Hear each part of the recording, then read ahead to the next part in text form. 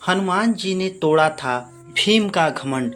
अपनी ताकत का उपयोग दूसरों की मदद के लिए करनी चाहिए। ताकत के साथ विनम्रता भी जरूरी है। पढ़ते हैं उस कथा के बारे में जब महाबली भीम का सामना हनुमान जी से हुआ था। क्यों दिए थे हनुमान जी ने भीम को दर्शन और क्या था उनका संदेश, जानते हैं पूरी कहानी इस वीडियो में विस्तार से। भीम को वन में घूमते हुए एक बूढ़ा वानर दिखाई दिया। वह बहुत बड़ी आयु वाला वानर था जिसकी पूंछ बहुत लंबी थी और उसकी पूंछ भीम के रास्ते में थी। भीम बहुत ही गर्वीला था। अगर उसके रास्ते में कोई आता तो उसे पीछे हटकर भीम को रास्ता देना पड़ता। और इन 12 वर्षों के दौरान पांडवों को जिस लज्जा का सामना करना पड़ा उसकी वजह से वह बहुत ही गुस्सैल हो गया था। पहले वह खुश मिजाज था, अब वह गुस्सैल हो गया था। जब कोई घमंडी इंसान गुस्सैल भी हो जाता है तो वह मूर्ख हो जाता है। जी हाँ, वह दूसरों के साथ साथ अपने लिए भी संकट बनता है।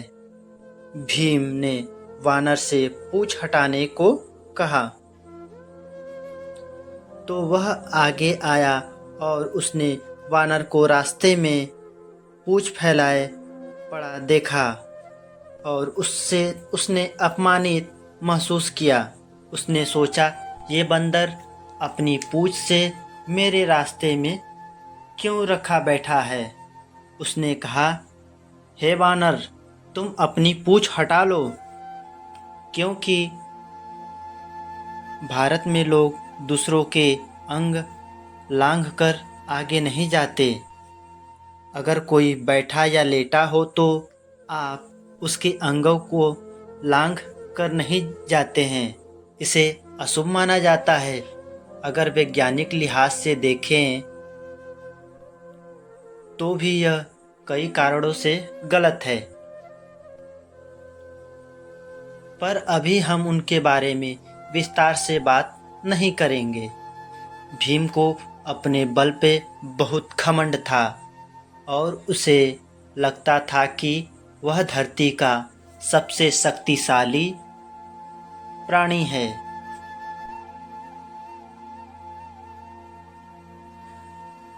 तो पारंपरिक किस्म के लोग दूसरों के अंग लांघकर आगे नहीं जाते।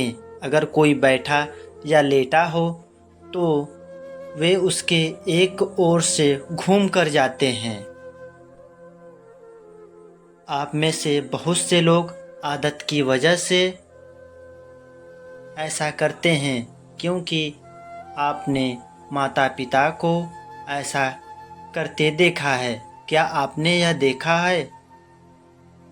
हो सकता है आपको न पता हो ऐसा क्यों करते हैं, पर आप किसी को नहीं लांघते। भारत में जन्मे लोग अक्सर लोगों को टाप कर नहीं जाते। तो उसने कहा, यह पूंछ रास्ते से हटा ले, मुझे जाना है। बंदर ने कहा कि मैं इतना बूढ़ा हूँ, अपनी पूंछ भी नहीं हिला सकता। तुम ही इसे क्यों न हटा देते हो। ऐसा सुनकर भीम पूंछ नहीं हटा पाया और फिर झुककर भीम ने कहा, ठीक है। भीम ने हाथ नीचे किए और पूंछ को हटाने चाहा, पर वह तो टस से मस नहीं हुआ। उसने अपने दोनों हाथों का जोर लगा दिया, फिर भी पूंछ नहीं हिली। भीम को विश्वास नहीं हुआ। भीम को अपने बल पर बहुत घमंड था और उसे लगता था कि वह धरती का सबसे शक्तिशाली प्राणी है।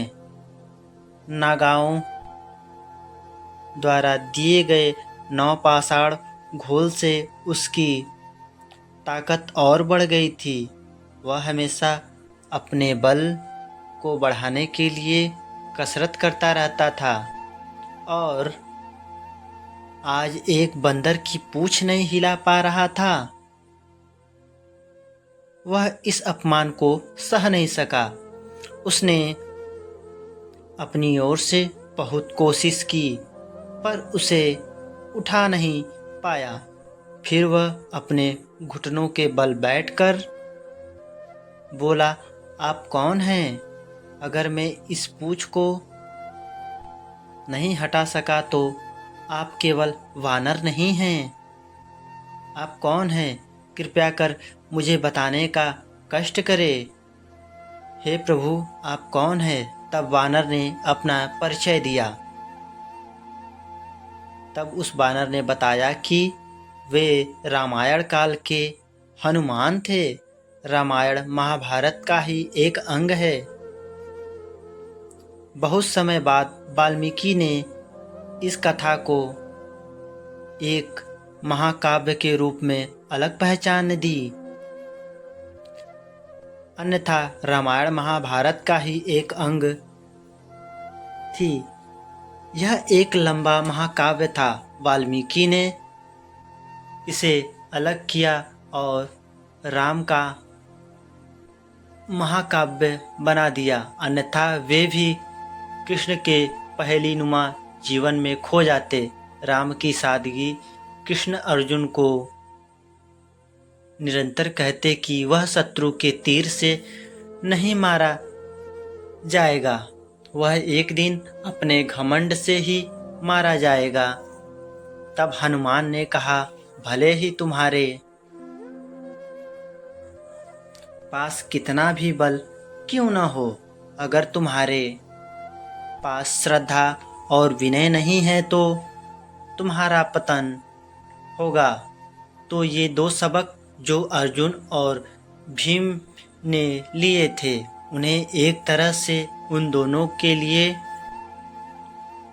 रचा गया था, क्योंकि उनमें इन गुणों का अभाव था। अन्यथा सब ठीक था। केवल उनके भीतर थोड़ा घमंड था। उन्हें लगता था कि उन्हें कोई नहीं हरा सकता। उन्हें लगता था कि वे कुछ भी कर सकते हैं। कृष्ण चाहते थे कि दोनों भाई अपना घमंड त्याग दे और बिना घमंड का जीवन व्यतीत करें। कृष्ण उन्हें निरंतर याद दिलाते रहते थे कि यहाँ तक कि रणभूमि में भी उन्हें बस यही याद दिलाते रहें। इससे कोई अंतर नहीं पड़ता था कि आप कौन हैं। दूसरे पक्ष के लोग मूर्ख नहीं हैं, वे भी योग्य हैं। घमंड मत करो, तुम स्वयं को मार दोगे। वे अर्जुन को निरंतर कहते थे कि वह शत्रु को तीर से नहीं मारा जाएगा, वह एक दिन अपने घमंड से स्वयं मारा जाएगा। अगर उसने घमंड को नहीं छोड़ा, नहीं त्यागा, तो उसे एक दुर्भाग्यपूर्ण मृत्यु का सामना करना होगा। इस तरह से शिव से मिला अपमान और हनुमान जी से मिला अपमान, ये दोनों परिस्थितियाँ उनके लिए इस तरह प्रस्तुत की गई ताकि ये दो लोग अपने इस दुर्गुण को त्याग कर उससे छुटकारा पा सके और उस कार्य के लिए सही तरह से तैयार हो सके जो उनके लिए सोचा गया है।